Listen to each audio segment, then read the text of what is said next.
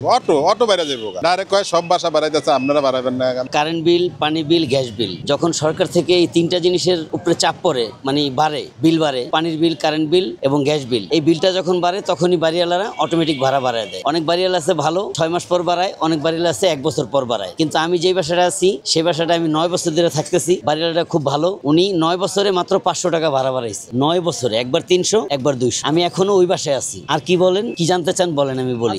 আর আমাদের tin set কিছু বাসা আছে, সেটা তো এভারেজে ভাড়াটা হয়, শুধু ফ্রিজ বিলটা আলাদা নেয়। কোনো বাসায় 300, কোনো বাসায় 500, কিন্তু একটা ফ্রিজে মাসে 500 টাকা আসে না। এটা আবার একটু বাড়িওয়ালারা জুলুম করতেছে। একটা ফ্রিজ চালাইলে আপনি সারা দিন সারা রাত কারেন্টে লাগায় রাখেন, সর্বোচ্চ বিল আসতে পারে 200 টাকা, কিন্তু সেখানে নিচ্ছে 300, কোনো বাসায় 500, আবার কেউ 600 টাকাও নিচ্ছে। এটা বাড়িওয়ালাদের জোর জুলুম হচ্ছে আমি মনে করি। ফ্ল্যাট বাসায়, আমি তো ফ্ল্যাট বাসায় থাকি না, ওটা সম্বন্ধে ভালো আইডিয়া নাই, কিন্তু আমি টিন সেট বাসার কথা যেটা বললাম, এটা আমি একদম সদা সত্য কথাই বলছি। এই কারেন্ট বিল, পানি বিল, গ্যাস বিল যখন বাড়ে তখন টিন সেট বাসাগুলো ভাড়া বাইরে যায়। কোনো বাড়িওয়ালা আছে 500 বাড়ায়, কোনো বাড়িওয়ালা আছে 1000 বাড়ায়। কিন্তু আমি যে বাসাটা আছি ওই বাসাটা বাড়িওয়ালাটা খুব ভালো, ওই বাড়িওয়ালাটা খুব ভালো, উনি 9 বছরে মাত্র 500 টাকা রুম ভাড়া বাড়াইছে। যখনই বিলটা বাড়বে তখনই কিন্তু বাড়িওয়ালারা ভাড়াটা একটু বাড়াইতে চাই। যেমন আমরা যে বাসায় থাকি ওই বাসায় 39টা রুম আছে, এক একটা রুম 5000, এক একটা রুম 4500, এরকম 39টা রুম আছে। যখন ভাড়াটা বাড়ে দেখা যায় রুম প্রতি বাড়ে 150 টাকা। যেই বিলটা আসলো, ধরেন একটা বাসা, আমি যে বাসায় থাকি ওই বাসায় কারেন্ট বিল আসে 40,000 টাকা। কথার কথা, যখন একটু বিল বাড়ে তখন মনে করেন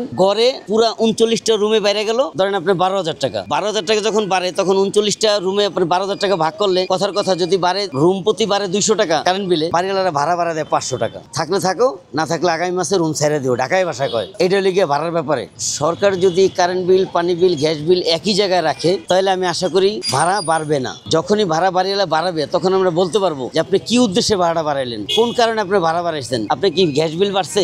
না। পানি বিল বাড়ছে? না। কারেন্ট বিল বাড়ছে? না। তাহলে আপনি ভাড়া বাড়াইতে পারবেন না। যদি ভাড়া বাড়ান তাহলে আমরা একসাথে সব ভাড়াটা চলে যাবো, এটাই ঠিক আছে। পরে হাগো মনে করেন যে প্রতি বছর বছর ঘর ভাড়া বাড়া দিব, অটো অটো বাইরে যাবো ডাইরেক্ট কয় সব বাসা বাড়াইতেছে আপনারা বাড়াবেন না কেন? আরে ভাই, সব বাসা কি সবকিছু তো আমরা দিই, আমরা তো বাড়িওয়ালাকে বলি যে আমি দিই, আপনি কেন ভাড়া বাড়াবেন? একটা মানুষ থাকলে দেখা গেছে 5 বছর পর বাড়ায়, ঠিক আছে, প্রতি বছর বছর ঘর ভাড়া বাড়ায়, এটা কোনো একটা কথা হইলো? এটা আমার কোনো যুক্তি আসে না। এটা তো সরকার কোনো সময় পদক্ষেপ নেয় না, কিন্তু এটা নেওয়াটা খুবই জরুরি দরকার। মধ্যবিত্ত সর্বোচ্চ 35-40 হাজার টাকা বেতন পায়, যদি 15-20 হাজার টাকা দিয়ে ঘর ভাড়া দেয়, তারপরে তো মনে করেন সেই লোকটা কিভাবে মনে করেন আপনার খাওয়া দাওয়া চলাফেরা কিভাবে করবে? মনে করেন যে যারা মনে করেন 40 হাজার টাকা পায়, মধ্যবিত্ত 40-50 এরকম 20,000-25 হাজার টাকা ঘর ভাড়ায় যদি জায়গা, তাহলে আর থাকে কত? আপনার মনে করেন কারেন্ট বিল দিব বাড়াইটা, গ্যাস বিল দিব বাড়াইটা, পানির বিল দিব বাড়াইটা, কিন্তু বাড়িওয়ালারা অটো মনে করেন যে বাসা ভাড়া বাড়ায়, কিন্তু আপনি কিছু বলতেও পারবেন একই কথা, তুমি থাকলে থাকো, না থাকলে চলে যাও।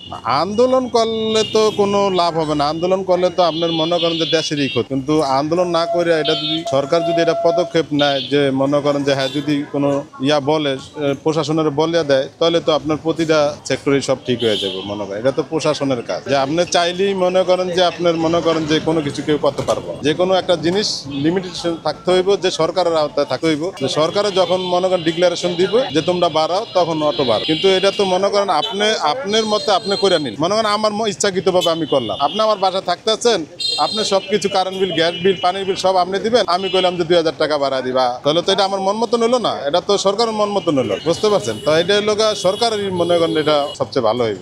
এটা আন্দোলন করলে তো দেশেরই ক্ষতি। মনে করেন ভাঙচুর হবে, মারামারি হবে, দরাদরি হবে, ঠিক না? তো এটা তো মনে করেন ঠিক না। আন্দোলনের পক্ষে আমি।